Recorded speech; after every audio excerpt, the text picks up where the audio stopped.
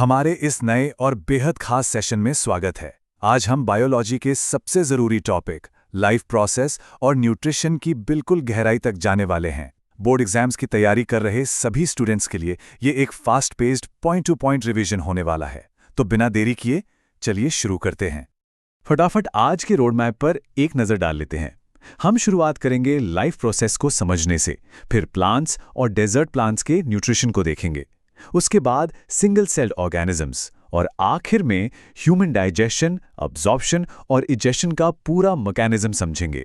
Section 1 life process क्या है और हमें एनर्जी की बेसिक ज़रूरत क्यों होती है।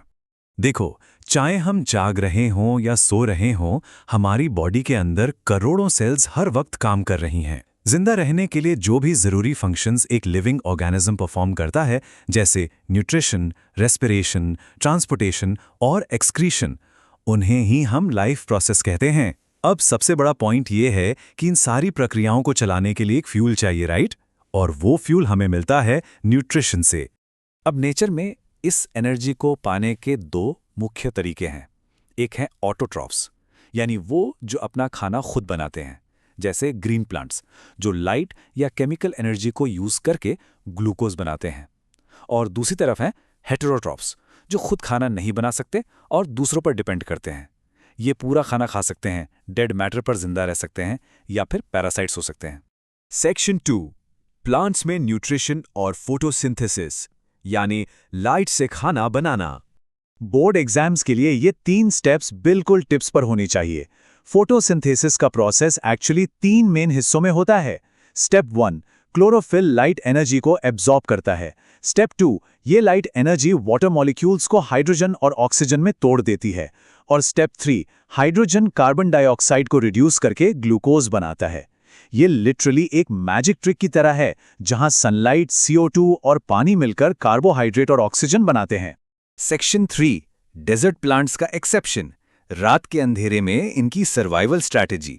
यहां एक बड़ा ही ट्रिकी सवाल सामने आता है। सोचिए, अगर रेगिस्तान के पौधे इतनी भयानक गर्मी में पानी बचाने के लिए दिन में अपने स्टोमेटा बंद रखते हैं, तो उन्हें फोटोसिंथेसिस के लिए वो जरूरी कार्बन डाइऑक्साइड आखिर मिलती कहां से है? ये तो एक बायोलॉजिकल पजल जैसा लगता है जो नॉर्मल रूल्स को ही चैलेंज कर रहा है। तो इसका जवाब सच में हैरान करने वाला है। डेजर्ट प्लांट्स एक्चुअली रात के वक्त अपने स्टोमेटा खोलते हैं ताकि CO2 को एब्जॉर्ब कर सकें। फिर वो इसे मैलिक एसिड के फॉर्म में स्टोर कर लेते हैं। जैसे ही अगली सुबह धूप निकलती है, वो स्टोर्ड CO2 का यूज करके अपना प्रोसेस पूरा कर लेते हैं। नेचर का हार्श क्लाइमेट में सर्वाइव करने का ये कितना कमाल का एडेप्टेशन है। सेक्शन 4 सिंगल सेल्ड ऑर्गेनिजम्स में न्यूट्रिशन, यानी माइक्रोस्कोपिक हंटर्स की दुनिया। अब माइक्रोस्कोपिक लेवल पर देखें तो अमीबा का खाना खाने का तरीका किसी एक्शन मूवी से कम नहीं है। ये अपने स्यूडोपोडिया यानी फॉल्स फीट को बाहर निकालकर खाने को घेर लेता है। फिर उस पार्टिकल के चारों तरफ एक फूड वैक्यूल बन जाती है।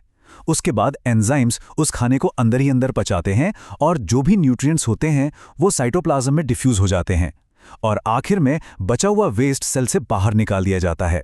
एक सिंगल सेल के अंदर ये पूरा होलोजोइक न्यूट्रिशन साइकिल अपने आप में एक चमत्कार है। सेक्शन 5 ह्यूमन डाइजेशन फैक्ट्री, एक बेहद कॉम्प्लेक्स असेंबली लाइन।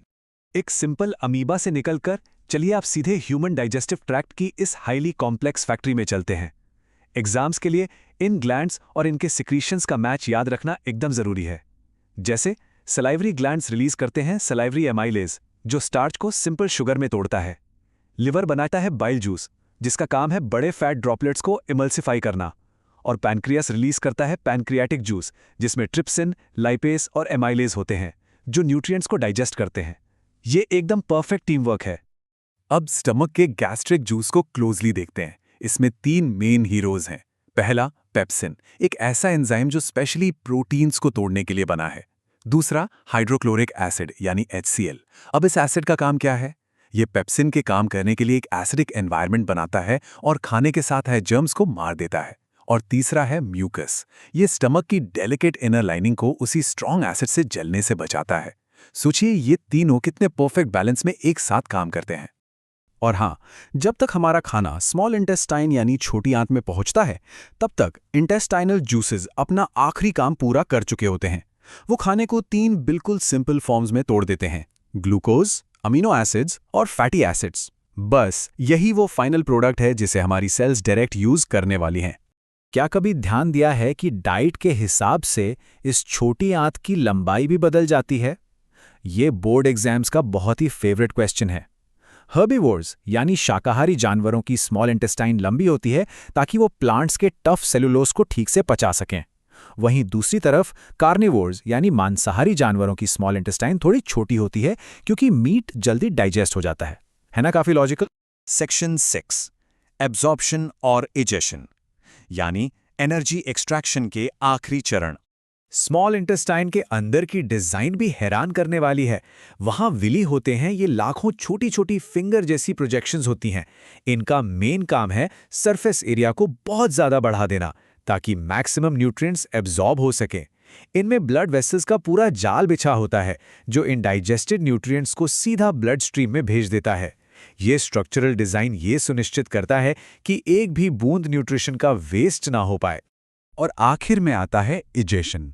ये वो फाइनल प्रोसेस है जहां लार्ज इंटेस्टाइन बचे हुए पानी को अब्जॉर्ब कर लेती है और जो सॉलिड वेस्ट बच जाता है जिसे बॉडी पचा नहीं सकती उसे एनएस के थ्रू बाहर निकाल दिया जाता है।